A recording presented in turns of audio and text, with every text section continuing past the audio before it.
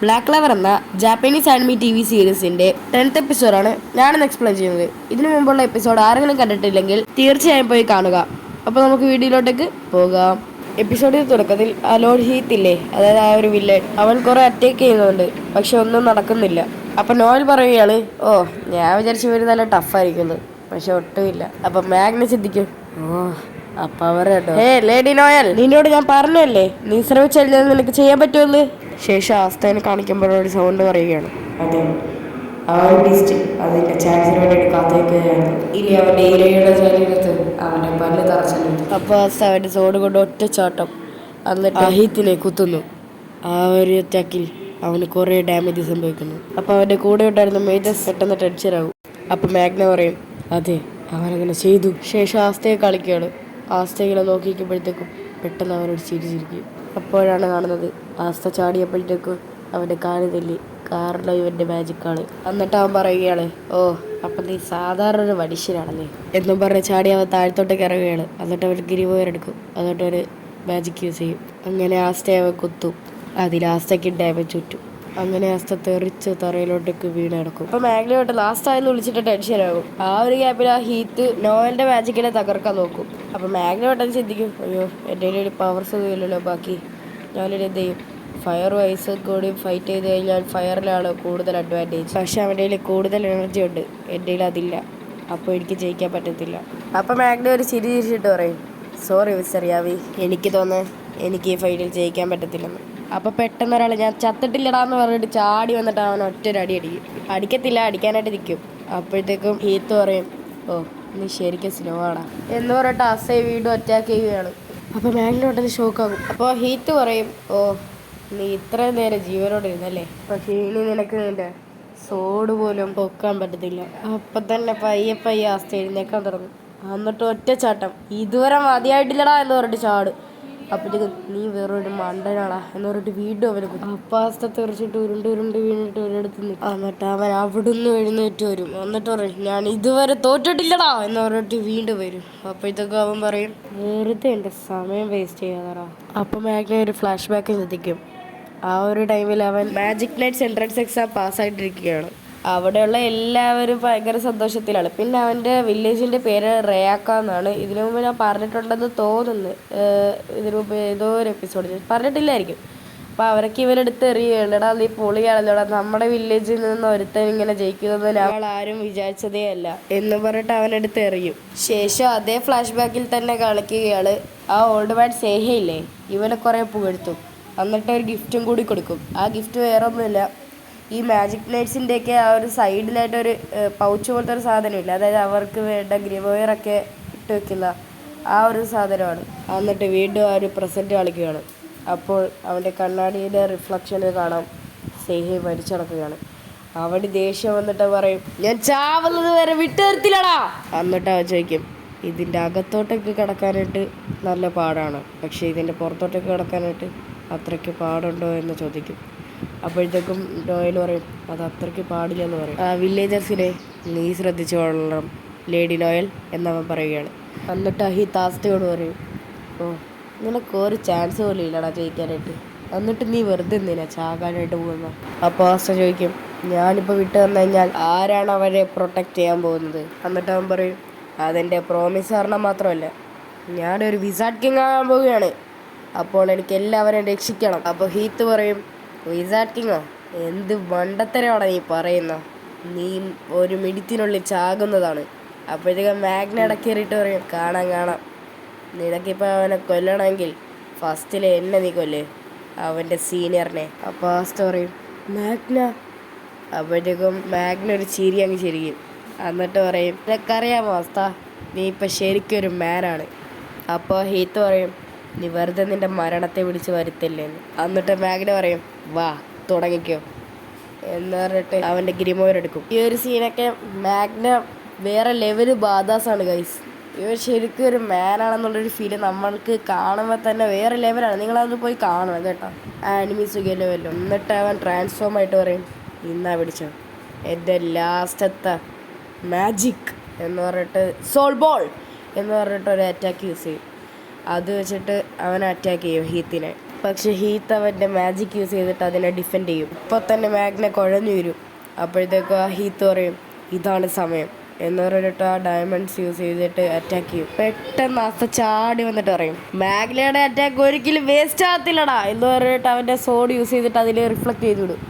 അത് നേരെ ചെന്ന് തറയ്ക്കുന്നതാണെങ്കിലാ ആ 5 പേരുടെ ദേഹത്ത്. എന്നിട്ട് മാഗ്ന പയ്യെ എഴുന്നേക്കും. എന്നിട്ട് പറയും എനിക്കൊരു കുഴപ്പമില്ല. കാരണം വേറെ ഒന്നുമില്ല, അത് നോയലാണ്. നോയൽ അവളുടെ മാജിക് യൂസ് ചെയ്തിട്ട് പുറത്തും കൂടി ഒരു കവചം ഉണ്ടാക്കും. അത് മാഗ്നയ്ക്ക് വേണ്ടിയിട്ടായിരുന്നു. എന്നിട്ട് നോയൽ പറയും നീ എൻ്റെ അടുത്ത് നന്ദി പറയണോടാന്ന് പറയും. പക്ഷേ ഇവളുടെ ഉള്ളിൽ ഇവൾക്ക് ഭയങ്കര സന്തോഷമാണ്. കാരണം ഇവളുടെ മാജിക് പവേഴ്സ് ഇവൾക്ക് ഇപ്പോൾ കൺട്രോൾ ചെയ്യാൻ പറ്റുന്നുണ്ട്. ഇതേ ടൈം ആ ഹീത്തൊക്കെ ചാകാൻ കിടക്കുകയാണ്. അതായത് തീ കൊണ്ട് കത്തി ചാകാറായി. എന്നിട്ട് അവൻ പറയും ഓ ഈ തീ എന്താ കെടാത്തത്, അപ്പോൾ എനിക്ക് ഇതിൻ്റെ പുറത്തു കൂടെ ഫ്രീസ് ചെയ്യേണ്ട വരും എന്ന് പറയും. അപ്പോഴത്തേക്ക് തന്നെ ആസ്ത ചാടി വന്നിട്ട് അവന് വേട്ട വരും. എന്നിട്ട് പറയും എനിക്ക് ഇപ്പോഴും അനങ്ങാൻ പറ്റുവാടാന്ന് പറയും. അപ്പോഴത്തേക്കും വെയിറ്റ് എന്താടാ നിനക്ക് എന്ന് പറഞ്ഞിട്ട് ഒറ്റ വെട്ടങ്ങ് വെട്ടും. എന്നിട്ട് ആ ഹീത്ത് അവിടെ ചെന്ന് തെറിച്ച് കിടക്കും. അപ്പോൾ ആ വില്ലേജേഴ്സ് എല്ലാം സന്തോഷത്തോടെ ഇങ്ങനെ നോക്കി നിൽക്കും. അപ്പോഴത്തേക്കും ആ ഒരു കൊച്ചുകുട്ടിയില്ലേ പറയും നിക്ക് പറയും ഓ അങ്ങനെ അവരത് ചെയ്തു. അപ്പോൾ ആ നോയൽ പറയും അതെ ഈ സമയത്തേക്ക് ഞങ്ങളത് ചെയ്തു കഴിഞ്ഞു. അപ്പോഴേക്കും പെട്ടെന്ന് ആ ഒരു ഹീത്തിൻ്റെ ദേഹത്തു കൂടെ ഒരു കവചം ഉണ്ടാകും. കവചമല്ല, ഒരു ലോക്ക്. നോക്കുമ്പോഴത്തേക്കും അത് ആരും വേറെ ആരുമല്ല, അത് മാഗ്നയാണ്. മാഗ്ന നേരത്തെ യൂസ് ചെയ്തൊരു മാജിക് ഉണ്ടായിരുന്നു. അതിൻ്റെ പേര് flame magic. Prison day scatter shot എന്നാണ് അതിൻ്റെ ഒരു പേര്. പിന്നീട് ഇപ്പോൾ യൂസ് ചെയ്തൊരു മാജിക് ഉണ്ട്, അതിൻ്റെ പേര് flame beating magic, flame bondage formation. Noel പറയും നീ ശരിക്കും പറയാൻ നിന്നെ കാണുന്ന പോലെയൊന്നുമല്ല, കാണുന്നതിലും ടാലൻറ്റഡ് ആണ് നീ. ഇപ്പോൾ മാഗ്ന ദേഷ്യം വന്നിട്ട് പറയും നീ മിണ്ടാതിരിക്കടി, ഞാൻ നിൻ്റെ സീനിയറാണ്, എന്നിട്ട് നീ എന്നെ എന്താ കുറച്ച് കാണുന്നതെന്ന് ചോദിക്കും. അപ്പോൾ അവൾ പറയും നിന്നെ കാണാനായിട്ട് ഫിസിക്കലി കുറവാ എന്ന് പറയുമ്പോഴത്തേക്ക് തന്നെ ഒരാൾ മാഗ്ന എന്ന് വിളിക്കും. നോക്കാൻ നേരത്ത് ആ ഒരു മേജസ് എല്ലാം ഡിസോൾവ് ആയി വെള്ളം പോലെ ആയി പോകും. അവരുടെ ഗ്രിമോർ മാത്രം ലാസ്റ്റല്ല.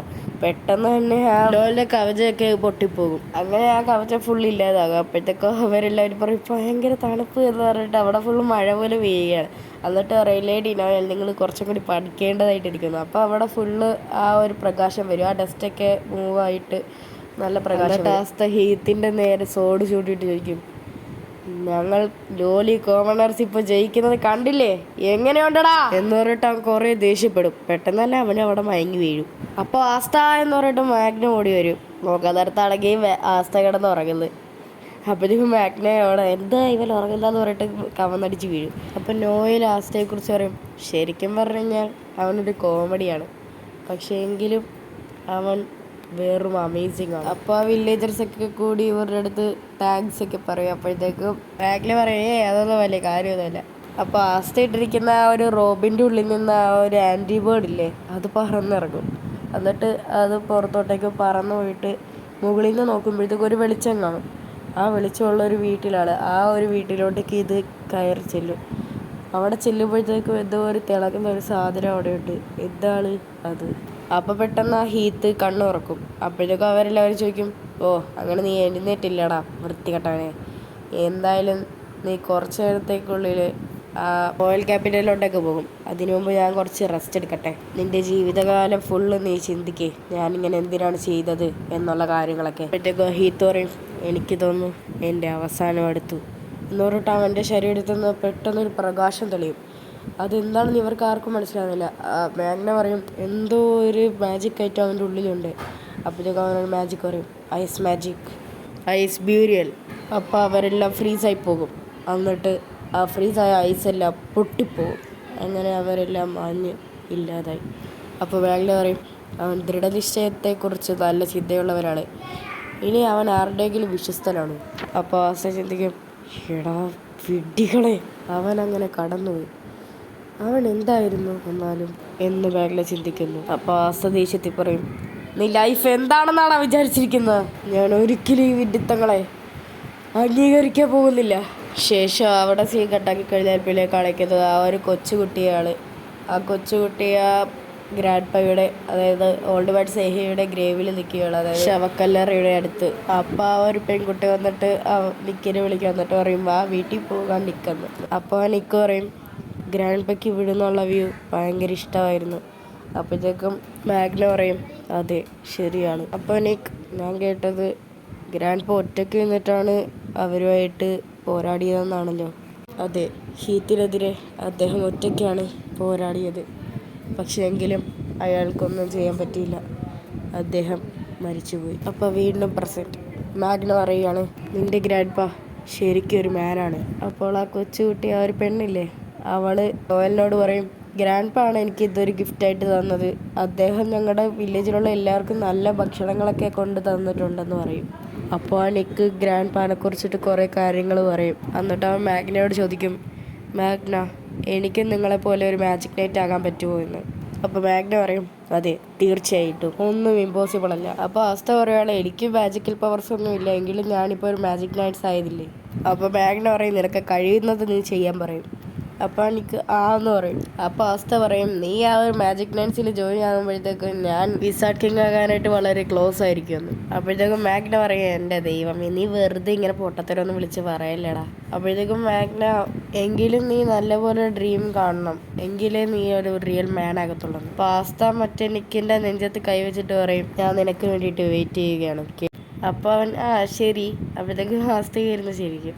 പെട്ടെന്ന് മറ്റേ ആൻറ്റിബേർഡ് ഇല്ലേ, ആസ്തയുടെ തലക്കിട്ട് വന്നിട്ട് കുത്തുക. ആസ്ത ചോദിക്കും നിനക്ക് എന്താണ് എൻ്റെ തലയുമായിട്ട് പ്രശ്നം എന്നൊക്കെ ചോദിച്ച് കിടന്ന് കാറും. അപ്പോൾ ആ ആൻറ്റിബേർഡിൻ്റെ വായിൽ എന്തോ ഒരു കല്ല് പോലത്തെ എന്തോ ഇരിക്കുന്നത്, അതായിരുന്നു നേരത്തെ തിളങ്ങുന്ന പോലെ നമുക്ക് കണ്ടത്. അപ്പോഴത്തേക്കും ആ കൊച്ചുകുട്ടി നിക്ക് പറയും ഇത് ഗ്രാൻഡ് പായുടെ ചാമാണെന്ന് പറയും. അപ്പോൾ ആസ്ത അതിന് വല്ല ആവശ്യമുള്ള സാധനമാണെന്ന് പറഞ്ഞിട്ട് അവൻ്റെ കയ്യിൽ ആ ഒരു പക്ഷിയുടെ കയ്യിൽ അത് തട്ടിപ്പറിക്കാൻ നോക്കും. അപ്പോഴത്തേക്കും അവൻ ചിരിച്ചോണ്ട് പറയും നിങ്ങൾക്കിതെടുക്കാം, എനിക്ക് തോന്നുന്നു ആ പക്ഷിക്ക് ഇത് ഇഷ്ടപ്പെട്ടെന്ന്, പിന്നെ ഇത് മാത്രമേ എനിക്ക് നിങ്ങൾക്ക് വേണ്ടിയിട്ട് തരാൻ പറ്റത്തുള്ളൂ. അപ്പോൾ ആസ്ത ശരിയെന്ന് പറഞ്ഞിട്ട് വിടും.